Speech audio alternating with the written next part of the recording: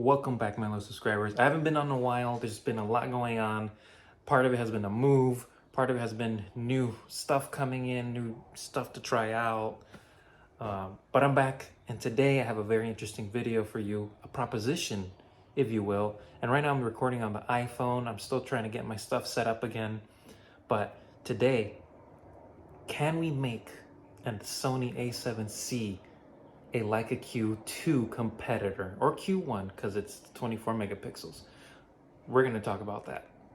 So I'll admit it, over the last couple months I have become an even more camera nerd. I've leveled up, and by that I mean I've gotten into the Leica world, and that's a rabbit hole because there's so much history, there's legacy in there, tons of amazing lenses, lots of them though very expensive. That leads you down the rabbit hole because then you learn about other M mount lenses like Voigtlander or the Zeiss or other vintage lenses, you know what I mean, that can be used on M mount cameras. That led me down a rabbit hole to trying out one of Leica's forgotten cameras. Before I get to that, that's gonna be for another video. Everyone on the internet is obsessed with the Leica Q2. Why? It's very simple. It's compact. It's very close to the angle of view we're used to seeing on our iPhones to pretty much capture selfies, to capture scenery, establishing shots. It gives you a lot of context. It's a very documentary focal length that comes with that camera. And again, they have so much history, so much legacy. Those lenses are, made to perfection. They're amazing. The build quality is outstanding. You hold it in your hand and you know it's a solid product. Once you go down the rabbit hole and you hold one in your hand, you understand the value in it. So I'm not saying go drop the money, even if you don't have it and go in debt for it. But it is worth considering, even if it means consolidating your stuff. But regardless, I was thinking about how can I recreate that style? And there are a couple of ways to do it.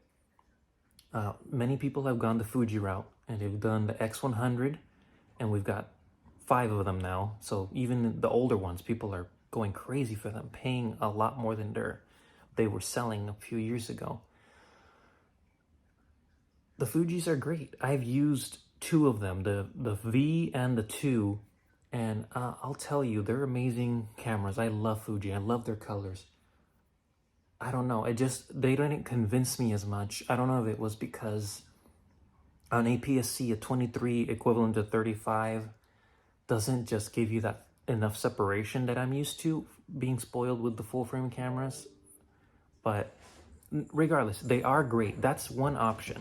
And if you really want a portable camera that has great colors out of the box, an amazing lens, and history as well, Fuji X100 series is really good. Even if you didn't get the X100, if you want the XE4 or any of the XEs, even the XTs, they're relatively small, and you can find small lenses to make that camera compact so that you don't feel like you need to leave your big camera with your big lens at home and miss out on capturing some amazing stuff. So that was one of the first things that intrigued me about trying to recreate that Leica Q2 style. The style of compact, take everywhere with you, and the lens is wide enough so that you can capture a scene, the context. You're not obliterating the background. You have to be a little bit more thoughtful with your composition. You have to be more, you have to put more intention into every shot that you take. You're not spraying, this is not a sports camera. You can do portraits, you can do street photography, you can do casual, food, everything. It's meant to do everything. Basically what we use iPhones for, but at a higher level of quality, a higher standard. Now, going down the rabbit hole, Fuji offers that awesome option. We know the GR Ricoh offers another awesome option with their 18mm 28 equivalent. That matches the Leica Q2 at 28mm. But again, this is APS-C. This is 18 at 2.8. We're talking about a 28 f4 equivalent in full frame terms of quality and separation of your subject. For street photography, doesn't matter because you want a lot more in focus. But if you're really trying to get a little bit more separation from your subject and the background, I don't think that can cut it as well, or you won't get that level of quality comparable to that Leica. So I kept thinking, what can get us there? And I think I found it. And you're gonna have to tell me in the comments below if you agree. It's not perfect, I'll tell you that, but I'll tell you that it does work, and I'm very happy with the results so far. I'm test driving it. I've been doing it for over a week or two now with different lenses. So this is a way to get your Q2 satisfaction for the short term, if that doesn't get you to get one later, even more. So what I'm talking about is the Sony A7C. And this camera, yes, it's a rehaul of the A7 III. It's not anything new. What is new is the compactness. And yes, there's a lot of things wrong. There's a lot of things that are great. I know not everyone is happy with the small viewfinder or the lack of 2 card slots and so on and so on. Regardless, if we ignore those things and we focus on what we get as a result, the image quality, the final product, it's a very capable and has been a very capable camera. It's 24 megapixels full frame, similar to the first version of the Leica Q, updated with Sony's latest autofocus. And that right there is what made it valuable to me. Having the A7 IV and used other of the newer generation Sony cameras, the real-time autofocus is game-changing. You can keep your autofocus point in the middle as long as, because it's so good, it will track your subject across the entire frame. It will find that eye. It will not lose your subject. It's very, very rare when it does, especially with all these great lenses that are coming out for the Sony. There's just a great track record. And that is something very few companies can compete with.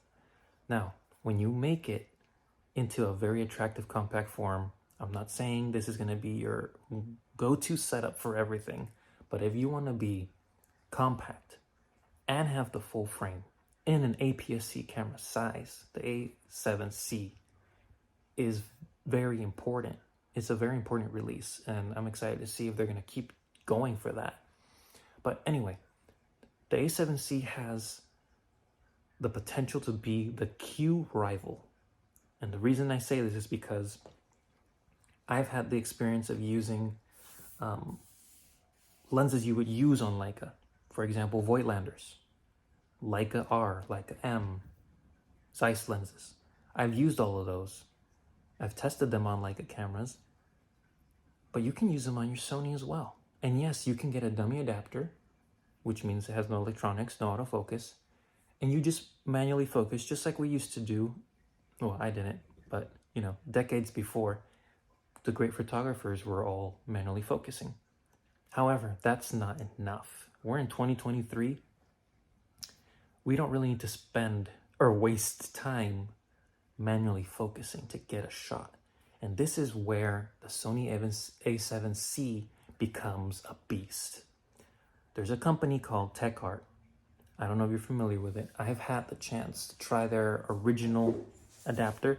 This is an adapter that lets you use Leica lenses and M mount, because you can use any vintage lenses and convert them with adapters to M mount. It's very universal. The LMEA9, that came out several years ago.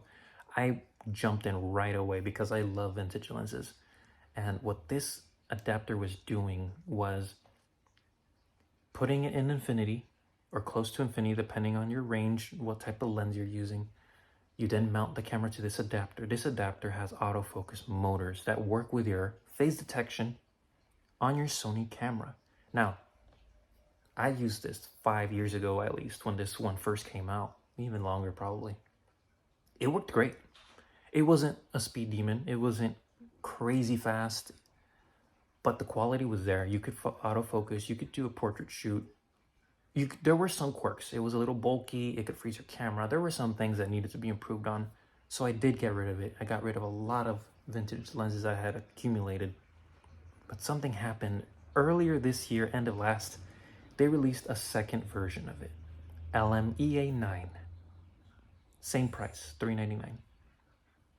This thing is compact. You wouldn't even know that it has autofocus motors. It now has 4 instead of 1. And it's just been revamped. This thing just works. So you're using all of your phase detect points. Of course, as you get to the edges, it will struggle. But as long as it's in the general rule of thirds area, you will autofocus. And I'm not saying this is for sports photography either. So similar to the constraints of having a Q2 or having an X100 V, these are cameras for casual shooting, for street photography, for intention, not for sports, not for spraying and praying. Intention, better shots, taking your time, enjoying the lens, enjoying where you're at. So what I did is I have the A7C LMEA9, and I got a Voigtlander 28 Ultron 2 f2, which is very, very comparable. I would say maybe 90 or more % close to that Leica 28 Summilux 1.7 that's on the Q2. So with that in mind, we end up with this. And as you can see, it's not beautiful. It's not as beautiful as, wait, I think it's not focused. It's not as attractive as a Leica camera, but it's not terrible either, and it's not very long either. So you're still keeping the compactness of the A7C. And what I have here is very, very close. You get your 90% to 95% money's worth compared to that Summilux that cost maybe $6,000 or $7,000. This is nothing near that and is just as good, according to many. So we now have basically a LEICONI, is what I'm branding it. A Sony Leica hybrid. And this isn't the only lens I can put on it, which is an advantage over the Leica Q.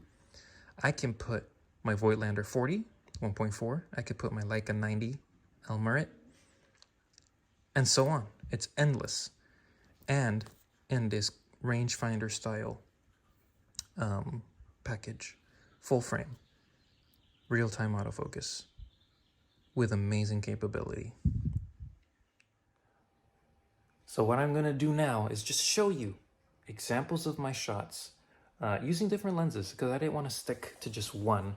But today I'm testing this out, this combination, because this is what would be equivalent to the Q1 with features that the Q1 and the Q2 don't have, like real-time autofocus, phase detection, amazing video quality, and S-Log and all this stuff.